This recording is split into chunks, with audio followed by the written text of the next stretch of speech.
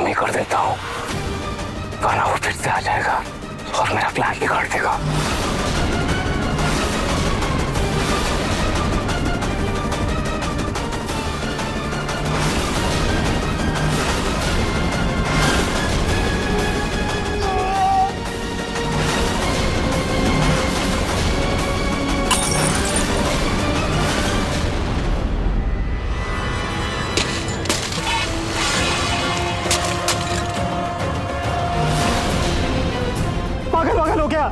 रोजी रोटी है मेरी। रोजी रोटी तेरी रोजी रोटी के खरीद लो मटका।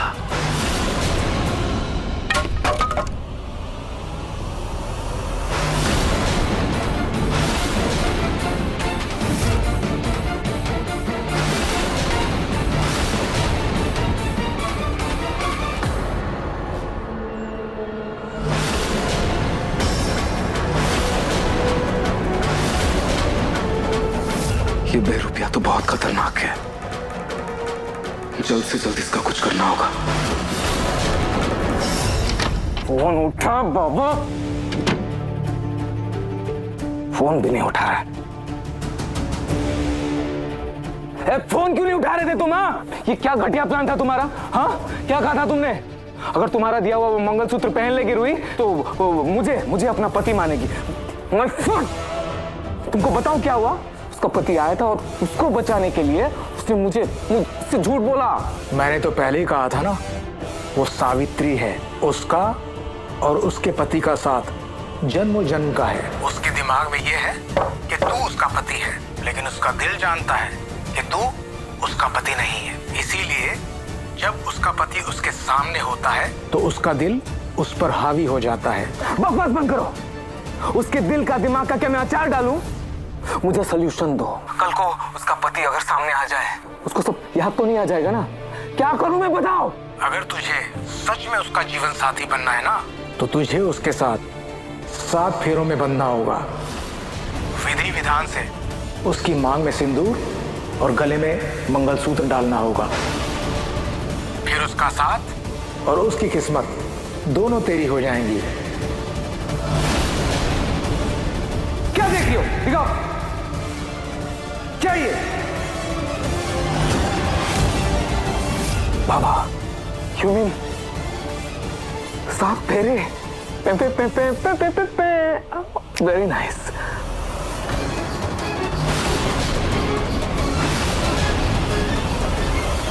आपने तो सच में डरा दिया था। अच्छा हुआ भगवान की कृपा से सिर्फ आपको एसिडिटी थी। खाटू श्याम जी महाराज घर आ गए आप, बस अच्छा हो गया। दादू मैं कुछ दिन के लिए मम्मी के घर जा रही हूँ। शायद पिंकू जी से थोड़े दिन दूर रहूंगी तो उनका गुस्सा भी शांत हो जाए।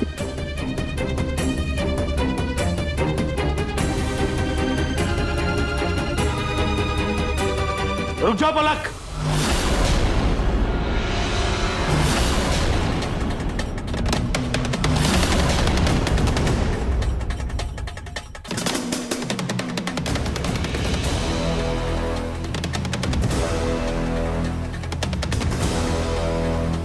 एक दूसरे को समझने और समझाने के बजाय तुम दोनों एक दूसरे से दूर जा रहे हो। अभी कभी दोनों एक दूसरे से माफी मांगो। देखो बिंगो, मैं मानता हूं कि गलती पलक की है। इसे बैंक लोन लेने की जरूरत नहीं थी, और बैंक से लोन लेने से पहले कम से कम तुझसे बात करनी चाहिए थी उसे। हम सबसे सलाह मशवरा करना चाहिए था। इस तरह से अपने आप डिसाइड करके लोन नहीं ले सकती। अभी अभी तो हम एक कर्जे से उभरे हैं और उसके ऊपर एक नया लोन। क्यों बेटा, कोई जरूरत नहीं थी। ये गलती थी तुम्हारी, लेकिन उसकी इस गलती को समझा के सुधारने के बजाय तुमने क्या किया? 4 लोगों की बातों में आकर तुम अपनी पत्नी को छोड़कर चले गए। बेटा, तुम जानते हो कि ये तुमसे कितना प्यार करती है और तुम्हारे प्यार की खातिर तुम्हारी दादी के सारे अत्याचार भी सहती है। बेटा, दुनिया के हर पति पत्नी इसी तरह से 4 लोगों की बातें सुनकर एक दूसरे को छोड़ के चले जाएंगे तो इस दुनिया में शादियां ही नहीं टिकेंगी।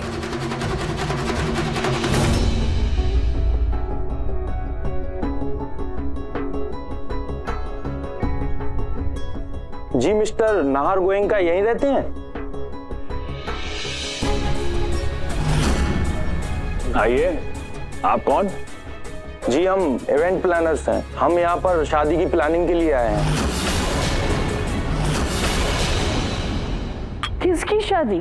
अरे हमारे घर में सबकी शादियां हो चुकी है, और हाँ, आगे जो भी शादियां होगी ना वो 20-25 साल बाद होगी। पर हमें तो मिस्टर नाहर गोयनका ने डेकोरेशन डिस्कस करने के लिए बुलाया था। हाँ हाँ, मैंने ही बुलाया है। आइए आइए, अंदर आइए। बेटा तुमने इन्हें क्यों बुलाया? अब हमारे घर में किसकी शादी होने वाली है?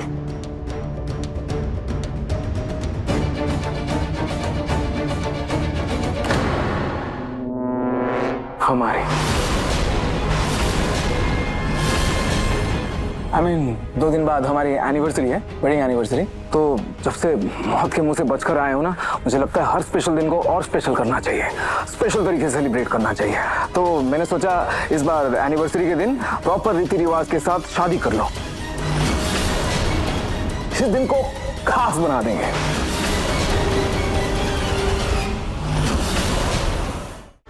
वाह जीजू, ये तो बहुत ही अच्छा आइडिया है ना? और इस बहाने घर में थोड़ी रौनक भी आ जाएगी। अरे वाह, इस बार तो हमारा रूहान भी अपने मम्मी पापा की शादी होते हुए देखेगा।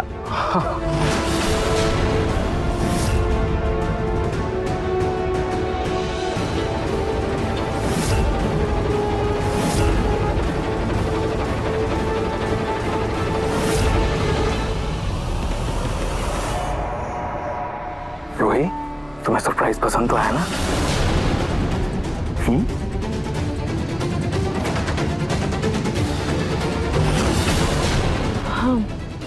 बहुत अच्छा सरप्राइज है। नाहर, ये सब करने की क्या जरूरत है? हाँ, अरे मंदिर में प्रसाद बंटवा दो तो उससे भी तो दिन खास बन जाता है ना। दादी दादी मैंने डिसाइड कर लिया है। 2 दिन बाद हमारी शादी होकर रहेगी, बस। अरे आप लोग चलिए हम डिस्कस कर लेते हैं डेकोरेशन के बारे में, फिर आप लोग अपना काम शुरू करना।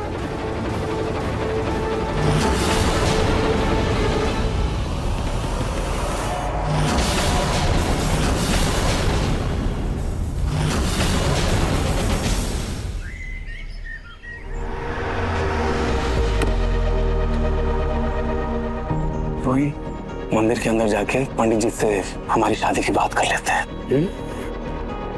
चलो।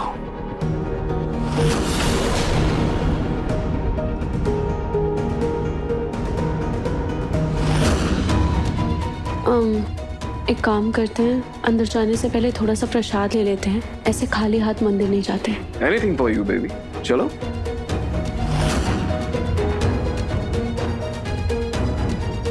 भैया थोड़े से प्रसाद दे दीजिए।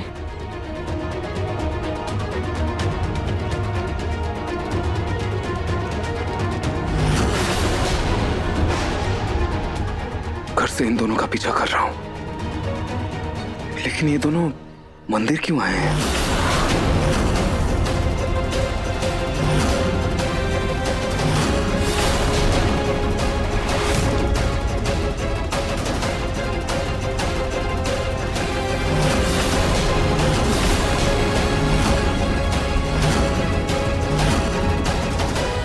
हाँ भैया, एक ये चुन्नी भी दे दीजिए।